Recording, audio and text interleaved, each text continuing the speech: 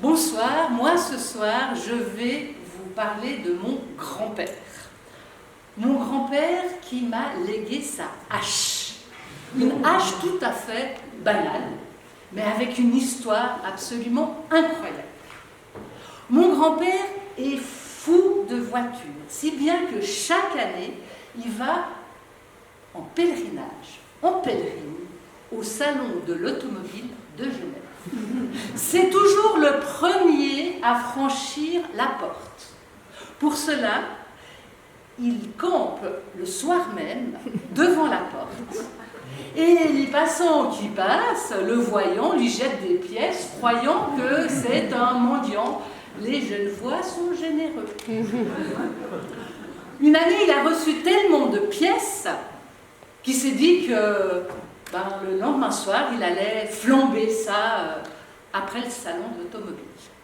Je vous passe le détail de la journée. Voilà mon grand-père qui sort du salon de l'automobile.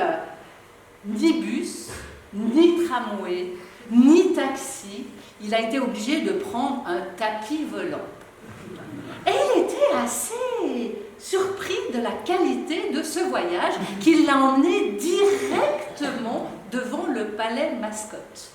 Ah ben je vois qu'on connaît. Le cabaret des Paquis. Ce soir-là, au palais Mascotte, il y a une certaine Joséphine B. quelque chose qui y danse. Mon grand-père, buvant quelques verres, les yeux brillants, rencontre des copains de beuverie. Whisky après whisky, champagne après champagne, etc. après etc. Mon grand-père est un peu aviné. Il commence à montrer comment on danse dans son Payerne natal. Joséphine B. quelque chose en reste bouche bée. Et ses amis de beuverie trouvent ça fantastique. Et les Genevois qui ne veulent pas rester en rade décident de montrer à mon grand-père le fleuron de la ville, le jet d'eau. Ça tombe bien, il est juste en face des Paquis. Voilà notre équipe qui va au bord du lac. Et puis, ne voulant pas passer par le pont du Mont-Blanc, ils décident de prendre un bateau. Pas de bateau. Mais qu'importe! Ils attrapent 5 mouettes et tant bien que mal, ils grimpent 2 par 2 dessus, intimant aux oiseaux de traverser le lac. Les volatiles s'exécutent les uns les autres et meurent au champ de bataille. Évidemment, les foireurs tombent dans l'eau et continuent à la nage jusqu'au jet d'eau.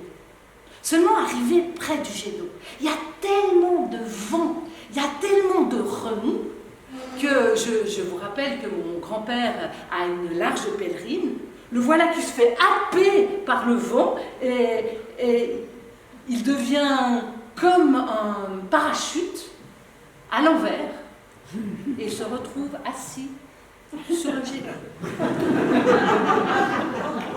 Vous savez combien il est de haut, le jet d'eau ?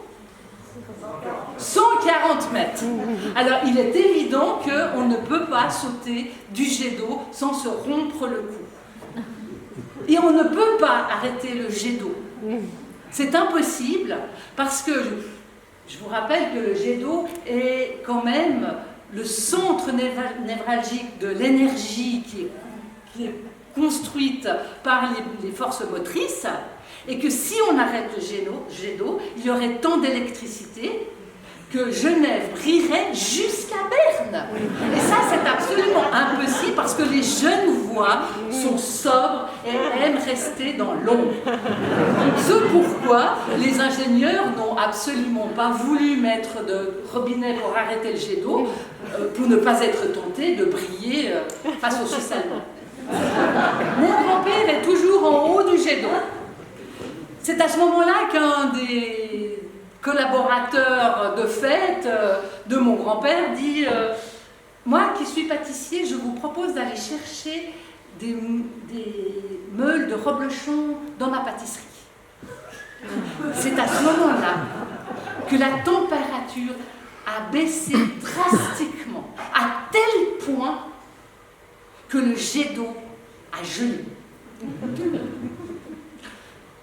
La première fois qu'il gèle, mon grand-père, bûcheron à Payerne, qui ne sort jamais sans sa hache, a commencé à construire des petits échelons de glace pour pouvoir descendre du jet d'eau. Et c'est ainsi qu'il a été sauvé, et c'est ainsi qu'on n'a pas eu besoin des reblochons de notre pauvre pâtissier qui s'est retrouvé le bec dans le fromage, mais il a rebondi et il a décidé de créer un nouveau plat qui n'est autre que la tartiflette.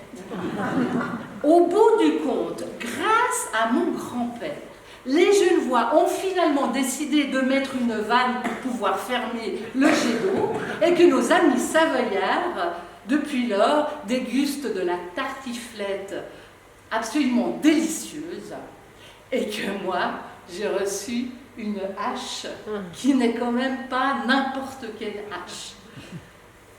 Dans cette histoire, je n'ai pas pu m'empêcher de vous dire quand même deux vérités. J'espère que vous les trouverez.